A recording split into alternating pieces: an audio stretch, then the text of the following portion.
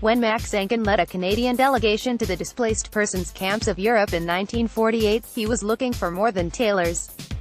The Jewish businessman from Toronto was also eager to help survivors of the Holocaust find a new home and a fresh start. As the head of what became known as the Tailor Project, that's exactly what he did.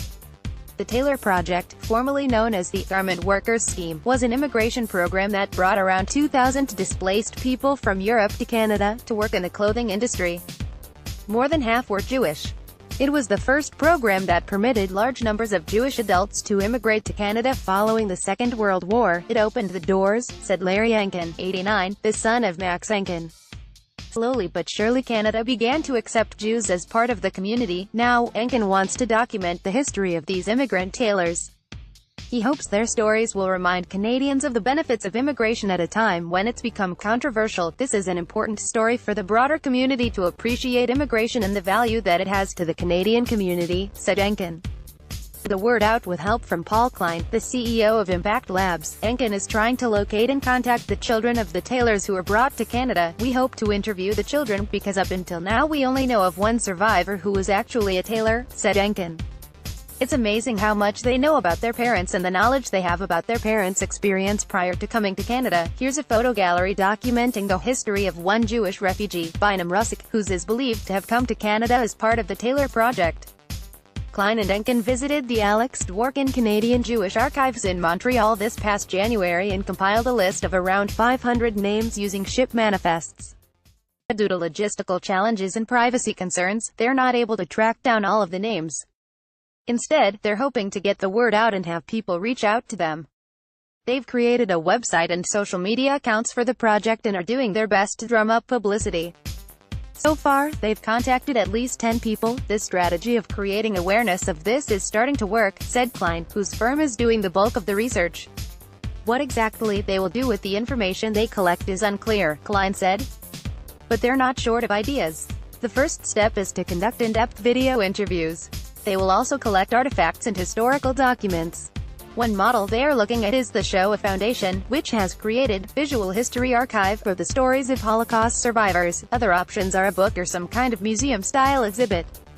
Discriminatory immigration policy. Until 1947, Canadian immigration policy was extremely restrictive and the country did not have a refugee policy. Displaced people who had lost all of their money and property in war were evaluated in the same way as economic immigrants. European Jews, who were already considered among the least desirable immigrant groups, were essentially locked out due to this criteria, said Adara Goldberg, the incoming director of the Holocaust Resource Center at Kean University in New Jersey. This began to change in 1947 when Canada amended its immigration policy in response to an unexpected economic boom. The growing economy created a labor shortage in a number of industries, including in the Jewish-dominated garment industry. Paul Klein, the chief executive officer of Impact, a company that helps other companies benefit from social change, is providing research help through Impact's nonprofit arm, Impact Labs. Brian Patrick Jones, CBC. The Tailor scheme resulted from a proposal from garment industry leaders, including Max Enkin. Tailoring firms agreed to hire skilled laborers on one-year contracts and Jewish community organizations chipped in funds to bring the workers here and house them. It was seen as a win-win at the time, said Goldberg. A way of getting people out of the displaced persons camps and for the industry to get the bodies they needed to continue producing. Even though many were not actually tailors, all they had to do to qualify was sew a button. A good number of them ended up working in the garment industry. Top tailor Shirley Hannock, the daughter of Bynum Russick, is sure that her father was one of the people brought to Canada through the Tailor scheme. Russick grew up in a small town on the outskirts of Warsaw, Poland. As the power of Nazi Germany grew, Russick foresaw the trouble to come. He and his wife, Shifra, fled to Russia before the start of the war. They spent the entirety of the war in Russia and returned home to find their entire families had either fled or were killed in concentration camps. Samuel Herbst, Max Enkin and Samuel Poslins interviewing 3 potential tailors near Hanover, 1947. Ontario Jewish Archives, Blankenstein Family Heritage Centre, Funds, 70 File 5. Submitted by the Ontario Jewish Archives. The Russicks retreated to a displaced persons camp outside Salzburg, Austria. When the call came out from Canada for skilled tailors, Bynum Russick jumped at the opportunity. Hannock says her father was not a tailor but was asked to show that he knew how to use a thimble, which he did successfully. His family were all granted Canadian immigration visas on July 19, 1948. The Russecks arrived by ship to Quebec City 3 months later. Bynum, who changed his name to Benjamin, worked at the Tip Top Tailors in downtown Toronto for 10 years before starting his own dry cleaning business.